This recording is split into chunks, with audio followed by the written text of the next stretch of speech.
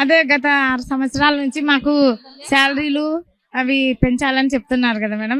ఇంతవరకు అయితే ఏం లేదు, పెంచడం లేదు. మాకు కనీస వేతనం అన్నా కావాలని కోరుతున్నాము. మరి అమ్మ మీకు జీతం ఎంత వస్తుంది? మాకు హెల్పర్ 7,000. 7,000లో ఇప్పుడు మీకు గవర్నమెంట్ నుంచి అంటే చిన్నపిల్లలకి కొన్ని పథకాలు ఉన్నాయి కదా, సంక్షేమ పథకాలు ఉన్నాయి, అలాగే అమ్మఒడి అని కొన్ని పథకాలు ఉన్నాయి. అలాంటివి ఏమన్నా మీకు వర్తిస్తున్నాయా, మీకు వస్తున్నాయా? వర్తించట్లేదు మేడం. ఎందుకని? అదే పట్టించుకోవడం లేదు, గవర్నమెంట్ పట్టించుకోవడం లేదు. గవర్నమెంట్ ఎంప్లాయ్ అని మాకు సచివాలయాల్లో ఉన్నటువంటి వాలంటీర్స్ అందరూ గవర్నమెంట్ ఎంప్లాయ్ అని మమ్మల్ని ఫీడ్ చేశారు. అండి 11,500 మాకు జీతం. మా పిల్లలకి పెళ్లిళ్ళు అయితే మా పిల్లలకు కూడా రేషన్ కార్డు తీయట్లా, వేరే సపరేట్ గా రేషన్ కార్డు లేదు. ఎందుకంటే మాది గవర్నమెంట్ ఎంప్లాయ్ అని చెప్పి మా పిల్లలకు కూడా ఈ సంక్షేమ పథకాల్లో వర్తించట్లేదు.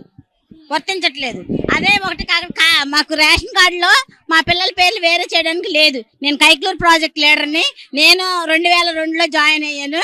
అప్పటి నుంచి ఇప్పటి వరకు కూడా 11,500 తీసుకుంటున్నాం. కానీ మాకు చాలని జీతాలతోనే చేస్తున్నాం.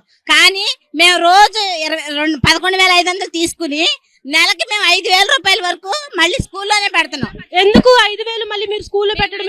అయినటువంటి వస్తువులు చేసుకుంటాం, పిల్లలకి ఆకర్షణీయంగా ఉండాలని చెప్పి పేపర్లతో వాటితో మేము చేసుకుంటాం. రేషన్ కార్డులు అది గ్యాస్ బండకు మాత్రం 50 పైసలు మాత్రం ఇస్తున్నారు, ₹10. కానీ వచ్చే పిల్లలకి సరిపోవట్లేదు.